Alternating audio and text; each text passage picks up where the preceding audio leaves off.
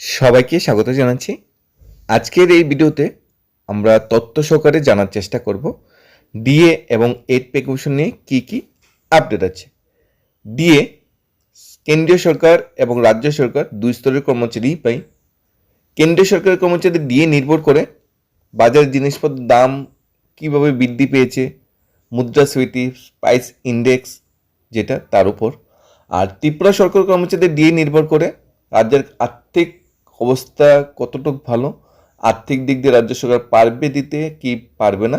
রাজ্য সরকার ডিএতে মুদ্রাস্ফীতি, জিনিসপত্রের দাম তার কোনো ভ্যালু নেই, যেটা আগে থেকেই চলে আসছে। এই পে কমিশন এবং ডিএ নিয়ে কি লেটেস্ট আপডেট আছে এবং পে কমিশন ডিএ নিয়ে আমাদের ত্রিপুরা রাজ্যের মাননীয় অর্থমন্ত্রী এবং মাননীয় মুখ্যমন্ত্রীর বক্তব্য বা তারা কি বলছে কর্মচারীদের ডিএ বা পে কমিশন নিয়ে, সেটাও আমরা জানার চেষ্টা করব। প্রথমত, কেন্দ্রীয় যে সরকারি কর্মচারী আছে তাদের এক কিস্তি দিয়ে বর্তমানে বকেয়া আছে, সেটা হলো জুলাই 2026-এর ডিএ। এই ডিএ যে প্রাইস ইন্ডেক্স বা জিনিসপত্রের দামের তত্ত্বের ভিত্তিতে যেটা দেখা যাচ্ছে, DA likely be touch 63% from July 2026, 3% hike expected after June. AICPI যে প্রাইস ইন্ডেক্স আছে সেই ইন্ডেক্সের উপর ভিত্তি করে, অর্থাৎ কেন্দ্রীয় সরকার কর্মচারীরা সেন্ট্রাল গভর্নমেন্ট ডিএ ডিক্লেয়ার করার আগেই যে প্রাইস ইন্ডেক্স, মুদ্রাস্ফীতি তার উপর ভিত্তি করে একটা ঠিকঠাক আইডিয়া নিয়ে নিতে পারে যে আমাদের কত পার্সেন্ট ডিএ পারবে। আমাদের রাজ্য সরকার কর্মচারীরা কিন্তু সেটা পারে না, এবং কিন্তু স্কোপ রাজ্য সরকার কর্মচারীদের কাছে নেই। এই যে প্রাইস ইন্ডেক্সটা পুরোটা দেওয়া আছে, issue of all India CPI IP June 2026, সেই অনুসারে বর্তমানে প্রাইস ইন্ডেক্স দাঁড়াচ্ছে 63.15 মে 26-এ, আর জুনে দাঁড়াচ্ছে 63.75। যদি আমরা ডিএতে কনভার্ট করি এটা, তাহলে 63.7% ডিএ টোটাল হওয়ার কথা কেন্দ্রীয় সরকার কর্মচারী। যদি আমরা একটু কমিয়ে যদি রাউন্ড আপ করি 63% হবে। বর্তমানে কেন্দ্রীয় সরকার কর্মচারীরা 60% ডিএ পাচ্ছে, অর্থাৎ 63% যদি প্রাইস ইন্ডেক্স কেন শো করে, তাহলে ডিএ 3% বাড়ছে কেন্দ্রীয় সরকারি কর্মচারীদের। এটা বিরাট বড় একটা রিলিফ কেন্দ্রীয় সরকারি কর্মচারীদের জন্য। তো রাজ্য সরকারি কর্মচারীদের ডিএর ফারাকটা কত হবে? যদি কেন্দ্রীয় সরকারি কর্মচারীরা এখানে 3% ডিএ বাই 63 হয়, রাজ্য সরকারি কর্মচারীরা পাচ্ছে এখানে 41% ডিএ, অর্থাৎ আবার 22% ডিএ বকেয়া হচ্ছে। গত 2 থেকে 3 বছর যাবৎ রাজ্য সরকারি কর্মচারীরা বারবার 20-22 ডিএ বকেয়া থেকে যাচ্ছে। বারবার যতই অর্থমন্ত্রী, মুখ্যমন্ত্রী বলছে ফারাক আস্তে আস্তে কমিয়ে আনা হবে, কিন্তু বাস্তবে দেখা যাচ্ছে ফারাক সেইটাই থাকছে। ত্রিপুরা সরকার ডিএ ডিক্লেয়ার করছে, কেন্দ্র সরকার ডিএ ডিক্লেয়ার করছে, কিন্তু ব্যবধানটা কিন্তু আর সেইভাবে পরিমাণে আর কমছে না। এখন এই ডিএ নিয়ে মুখ্যমন্ত্রী তো কিছু বলেছে, মানে অর্থমন্ত্রী তো কিছু বলেছে, সেটাও তো আমরা দেখব। প্রথমত, কেন্দ্রীয় সরকারি কর্মচারীরা 3% ডিএ পাচ্ছে, সেটা পুজো বা দীপাবলির গিফট আমরা বলতে পারি, গিফট না, সেটা ন্যায্য পাওনা আমরা বলতে পারি। আশা করছি সেই সময় আস্তে আস্তে রাজ্য সরকারও কিছুটা ডিএ ব্যবধান কমিয়ে আনার কোনো একটা পরিকল্পনা নেবে। এখন সেন্ট্রাল যে পে কমিশন কমিটি গঠন করা হয়েছে, এই কমিটি কি রিপোর্ট দেবে, এই রিপোর্ট কি পর্যায়ে আছে, তার উপর নির্ভর করছে রাজ্যের পে কমিশনের বাস্তবতা। অর্থাৎ রাজ্য সরকার কিন্তু পে কমিশন গঠন করছে না, সেন্ট্রাল গভর্নমেন্ট পে কমিশন দেবে, তার উপর রাজ্য সরকার ডিসাইড করবে। সেন্ট্রাল গভর্নমেন্টের যে পে কমিশনের বর্তমানে অবস্থা, 7 তারিখ এবং 8 তারিখ, সেপ্টেম্বর মাসের 7 তারিখ এবং 8 তারিখ চেন্নাইয়ে পে কমিশনের কমিটি যাবে, সেখানে ভিজিট করবে, সেখানে কর্মচারী যারা নেতৃত্ব হচ্ছে তাদের সাথে কথা বলবে, তাদের দাবি দেওয়া শুনবে। এটা হলো প্রথম নোটিশ।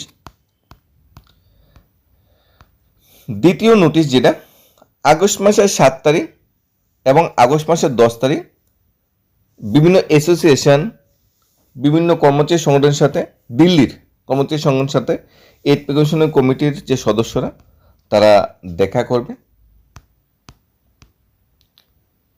সেপ্টেম্বর মাসের 16 থেকে 18 তারিখ পে কমিশন যে কমিটি আছে তারা ভিজিট করবে চণ্ডীগড়। সেখানে যারা পেনশনার, ইন্ডিভিজুয়াল ইউনিয়ন অ্যাসোসিয়েশন যারা আছে, বিশেষ করে পাঞ্জাব, হরিয়ানা, হিমাচল প্রদেশ এবং চণ্ডীগড়ের, তাদের সাথে কথা বলবে, তাদের সুবিধা অসুবিধা জানার চেষ্টা করবে, তারা কি চাচ্ছে, তাদের বেসিকটা কি চাচ্ছে, ফিটমেন্ট ফ্যাক্টর কি যাচ্ছে, কি ন্যায্য পাওনা আছে, সেগুলা জানার চেষ্টা করবে। এই নিয়ে পে কমিশনের যে কমিটি প্রত্যেকটা রাজ্যে যাচ্ছে, যাওয়ার পর সেখানে যে কর্মচারী নেতৃত্ব আছে, সেখানে গভর্নমেন্ট আছে, সেখানে বর্তমান আর্থিক অবস্থা, সেখানে বর্তমানে যে রাজ্যের কি পরিমাণ কর্মচারী আছে সবার সাথে দেখা করে তাদের থেকে একটা ফিডব্যাক নেই। ফিডব্যাকটা কি, ইনক্রিমেন্ট কত পার্সেন্ট হওয়ার দরকার নতুন পে কমিশনে, ফিটমেন্ট ফ্যাক্টর কত হওয়া দরকার, হাউস রেন্ট কত হওয়া দরকার, সিএ মেডিকেল ইত্যাদি কত হওয়া দরকার, কীরকম হলে কর্মচারীরা আর্থিক বর্তমানে যে মুদ্রাস্ফীতি বা দামের তারতম্যের সাথে চলতে পারবে।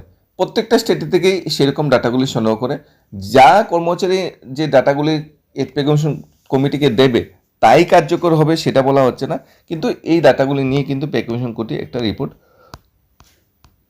তৈরি করবে। বর্তমান সময়ে ফিফথ পে কমিশন, যেটা 1996 সালে গঠিত হয়েছিল, তখন ফিটমেন্ট ফ্যাক্টর যে মেইন দাবিটা আর ইনক্রিমেন্ট, দুইটা দাবি কর্মচারীরা বেশিরভাগ করছে। ফিফথ পে কমিশনে 1996 সালে গঠন হয়েছিল, তখন 3.25 ঘোষণা করেছিল fitment factor. Six pay commission 2006-এ তখন 1.86 ফিটমেন্ট ফ্যাক্টর ঘোষণা করেছিল। এইট পে কমিশন 2016-তে 2.57 ফিটমেন্ট ফ্যাক্টর ঘোষণা করা হয়েছে। এবং সেভেন পে কমিশনে, এবং এইট পে কমিশনে কত ফিটমেন্ট ফ্যাক্টর ঘোষণা করা হবে তার উপর কিন্তু সমস্ত কিছু ডিপেন্ড করছে। এখানে ফিটমেন্ট ফ্যাক্টর যদি 2 হয়, ধরে নেওয়া হয় ফিটমেন্ট ফ্যাক্টর 2 দেওয়া হয়েছে, তাহলে ন্যূনতম বেসিক হবে 35,400, যাদের লেভেল 6 তাদের বেসিক দাঁড়াবে 70,800। ফিটমেন্ট ফ্যাক্টর যদি 2.57 হয়ে থাকে, 35,400 যার বেসিক, তার 90,976। এখন ত্রিপুরার ক্ষেত্রে যদি ধরি ফিটমেন্ট ফ্যাক্টর 2, ন্যূনতম বেসিক হবে 32,000 টাকা। গ্রুপ ডি কর্মচারী ত্রিপুরা ফিটমেন্ট ফ্যাক্টর যদি ধরি আমি 3 দিয়েছে, তো একজন গ্রুপ ডি কর্মচারী ন্যূনতম বেসিক হবে 348,000 টাকা। অনেকটা বেশি, এত আশা করা যায় না, তবে 2 যদি দিয়ে থাকে 32,000 টাকা ন্যূনতম বেসিক একজন ত্রিপুরা সরকারি কর্মচারী হবে। আর ম্যাক্সিমাম ফিটমেন্ট ফ্যাক্টর যেটা কর্মচারীরা দাবি করছে 3.83 ম্যাক্সিমাম ফিট ফ্যাক্টরটা কর্মচারীরা দাবি করছে। এই ফিটমেন্ট ফ্যাক্টরটা যদি কার্যকর হয়, 3.83 ফিটমেন্ট ফ্যাক্টর যদি কার্যকর হয়, তাহলে একজন গ্রুপ ডি কর্মচারীর বেসিক মান্থলি বেসিক একদম ত্রিপুরা সরকারের বিশেষ করে 60,000 হয়ে যাবে। সেটা অনেকটা বেশি, সেটা বিরাট বড় আশা। কর্মচারী অনেক কিছুই চাইতে পারে। কেন্দ্রীয় সরকার যদি 3ও দেয়, রাজ্য সরকার তো ডাবল ইঞ্জিনের সরকার, 3 দিতেও পারে, আবার কিছু কমিয়েও দিতে পারে, পেরিবও দিতে পারে। আমরা বর্তমানে অ্যাডজাস্ট হয়ে গেছি পেরিবু দ্বারা। আমরা 1996 হোক, 2006 হোক, 2016 হোক, আমরা পেরিবুর সাথে সাথে আমরা নিজেকে অ্যাডজাস্ট করে নিয়েছি যে পেরিবুতেই আমরা কিন্তু খুশি রাখছি। কারণ ত্রিপুরা গভর্নমেন্ট, যে কোনো গভর্নমেন্ট হোক, তারা পে রিভিউ বা কীভাবে কর্মচারীদের বঞ্চনা করা যায় তার কিন্তু একটা গ্রাফ কিন্তু বানিয়ে নিয়েছে। মুখ্যমন্ত্রী অর্থমন্ত্রী কিন্তু সেই দিকে কিন্তু ইশারা দিচ্ছে। এখন চেন্নাই কিন্তু কমিটি ভিজিট করবে 7 তারিখ 8 তারিখ। দিল্লি, চেন্নাই, পন্ডিচেরিতে প্রাথমিক অবস্থায় ঘোষণা করা হয়েছে ডেটগুলো। পরবর্তী সময় অন্যান্য যে শহরগুলো, অন্যান্য যে রাজ্যগুলো আছে, সেখানেও কিন্তু তারা স্টেপ বাই স্টেপ ভিজিট করবে। বিশেষ করে pay structure, fitment factor, DNS allowance, HRA, TA, pension benefit, other service allowance, এগুলো নিয়ে তাদের ম্যাক্সিমাম আলোচনাগুলা হবে। এখন কর্মচারীদের যে আরেকটা দাবি, সেটা হলো বর্তমানে ইনক্রিমেন্ট 3% আছে। এখানে কেন্দ্রীয় সরকারি কর্মচারী যারা ইউনিয়ন আছে তারা দাবি করছে ইনক্রিমেন্ট যাতে 6% করা হয়, এবং ম্যাক্সিমাম স্যালারি যেটা দাঁড়াবে যদি ফিটমেন্ট ফ্যাক্টর 6 করা হয়, লেভেল 8 অনুযায়ী 20 লাখ। বেসিক ফিটমেন্ট ফ্যাক্টর যে আলোচনাটা করা হয়েছে, 7 সিবিসিতে 3% দেওয়া হচ্ছে। যদি এটা 6% করা হয়, তাহলে কর্মচারীদের যে বেতন, এটা হিউজ পরিমাণ বৃদ্ধি পাবে প্রতি মাসে। এটা যদি 3 বছর, 4 বছর, 5 বছর যদি 6% ইনক্রিমেন্ট দিতে থাকে, তাহলে বেসিক প্রায় ডাবল হয়ে যাবে। আর বেসিক ডাবল মানে সেখানে তার সাথে এইচআরএ জড়িত অন্যান্য সমস্ত কিছুই কিন্তু অনেকটা বেশি পরিমাণ বৃদ্ধি পেয়ে যাবে। এ হলো কেন্দ্রীয় সরকারি কর্মচারী বর্তমান যে অবস্থা। প্রাইস ইন্ডেক্স অনুযায়ী 3% দিয়ে পাচ্ছে, খুব শীঘ্রই ঘোষণা করা হচ্ছে। কেন্দ্রীয় সরকারের সাথে ত্রিপুরা কর্মচারী ডিএর ব্যবধান 22% হয়ে যাচ্ছে। 2 নাম্বার, 8 পে কমিশন কমিটি বিভিন্ন রাজ্য ঘুরছে, পুরা দেশটা ঘুরে দেখছে, কর্মচারীদের দেনা পাওনা যে চাহিদা সেগুলা সবগুলা ডাটা নিচ্ছে, এবং সবগুলা একত্রিত করে নিজেদের মতো করে সাজিয়ে একটা কমিটি রিপোর্ট কেন্দ্রীয় সরকারের কাছে দেবে। আশা করছি জুন 2027-এর মধ্যে কেন্দ্রীয় সরকারের কাছে 8 পে কমিশন রিপোর্ট দেবে। এখন এই কমিটির নিয়ে 8 পে কমিশন দিয়ে নিয়ে রাজ্যের মুখ্যমন্ত্রী কি বলেছে সেটা আমরা দেখার চেষ্টা করি। সম্মেলন করলেই মানুষ যেটার জন্য অপেক্ষা করে, বিশেষ করে কর্মচারী, তাদের জন্য কি কোনো খবর আছে? কর্মচারী কি জানতে চাইছেন? এই তো স্বাভাবিক কারণে দিয়ে এবং নতুন পে কমিশন নিয়ে গভর্নমেন্টের কোনো ইনিশিয়েটিভ আছে? দেখুন, এটা তো আবারও আমাকে মানে আপনাদের পিছনে যেতে হয়। সেটা জানি, নতুনটা কি বলবো, আমি পিছনে যেতে হয়। আমরা দিয়েছি, আমাদের সরকার আসার পর 18 থেকে 41% দিয়ে আমরা দিয়েছি, এখন 19% মানে ডিফারেন্স আছে।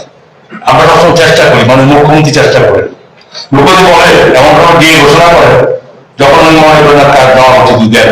সরকারের অর্থিত অবস্থা থাকে থাকে আমাদের চলছে বিভিন্ন কারণ, সেটা আমরা অন্য ব্যাপারে দিতে হবে, তারপরেও দিচ্ছেন, কিন্তু দিয়ে ভাবি আমরা কমাবো, এটা দিয়ে ব্যাপারটা হচ্ছে কমাবো, তো কমাবো আগে আবার সেন্ট্রাল দিচ্ছি, তখন সে ডিফারেন্সটা দেখাতে পারছে। যাই হোক, আমার 19% এর শেয়ার দেওয়ার মতো আমাদের কমিশন ছিল। এবং আপনারা জানেন যে আমাদের অর্থনীতির মধ্যে যে টোটাল সারা ভারতবর্ষ, আমাদের রাজ্য না, টোটাল সারা ভারতবর্ষে আপনার এই যে রেভিনিউ ক্যাপিটা ফান্ড আপনি 4,000 crore পার ইয়ার, যেখানে এটা অনেক হয়ে গেছে 60 পে কমিশনের তাদের এদের কি পরামর্শ হচ্ছে এরকম যে প্রত্যেকটা স্টেট এই দিল্লির এই ফান্ডা বন্ধ, গ্যাপ ফান্ডা বন্ধ, নিজস্ব স্টেট থেকে তাকে রোজগার করতে হবে। যে এই যে কমিটিটা ফিচার, সেটাকে যার যার স্টেট তার থেকে তাদের রোজগার করতে বের করতে হবে। তোমরা কি করে বের হবে? প্রথম ইন্ডাস্ট্রি রোজগার করা হবে, সেকেন্ড হচ্ছে আপনি আমাদের যে ট্যাক্স বা বিভিন্ন রকম বাড়তে হবে, এই সরকার তো মানে তাহলে এই অবস্থার মধ্যে আছে। তারপর আমরা এটা নিয়ে নেক্সট লাস্ট যেটা আমি আসল যেটা জানতে চাইছেন অষ্টম পে কমিশন। দেখুন, অষ্টম পে কমিশন এখন সেন্ট্রাল গভর্নমেন্টের একটা করেছে, অপেক্ষা করে আছে সেন্ট্রাল গভর্নমেন্টের কি সিস্টেমে এই পে কমিশন তারা ডিক্লেয়ার করে। দেশের যে একটা রাজ্য বোধহয় তারা পে কমিশনের কোন রকম কমিটি টমিটি তো বানিয়েছে দেশের সবাই, কিন্তু আমরা অপেক্ষা আছি, আমাদের স্টেট অপেক্ষা আছে যে যে সেন্ট্রাল গভর্নমেন্টের এই পে কমিশন স্ট্রাকচার ঠিক আছে না, কিভাবে স্ট্রাকচারটা তৈরি, সেটার উপর নির্ভর করে আমাদের স্টেট গভর্নমেন্ট সে রাখতে হবে। মাননীয় অর্থমন্ত্রীর বক্তব্য থেকে স্পষ্টতই বোঝা যাচ্ছে কেন্দ্রীয় সরকার 8 পে কমিশন দিয়ে দিলেও রাজ্য সরকার চাইলেও দিতে পারবে না, কারণ রাজ্যের আর্থিক অবস্থা এত স্টেবল না। কেন্দ্র থেকে অনুদান পেলে দিতে পারবে, হয়তোবা দিতে পারবে না। অর্থাৎ বিগত সরকার যখন ছিল কেন্দ্রীয় বঞ্চনা, বর্তমান সরকার এটা একটা অপোজিট ওয়ার্ড ইউজ করেছে, আর্থিক প্রতিকূলতা, যেটা কেন্দ্রীয় বঞ্চনার বাস্তব রূপ, একদম প্রতিপূরক শব্দ। যাই হোক, বিগত সময়ে বাম আমলে যখন কর্মচারীরা বঞ্চিত হয়েছিল, রাম আমলে সেভাবেও বঞ্চিত হচ্ছে। এবং সর্বশেষ আশা হলো 8 পে কমিশন।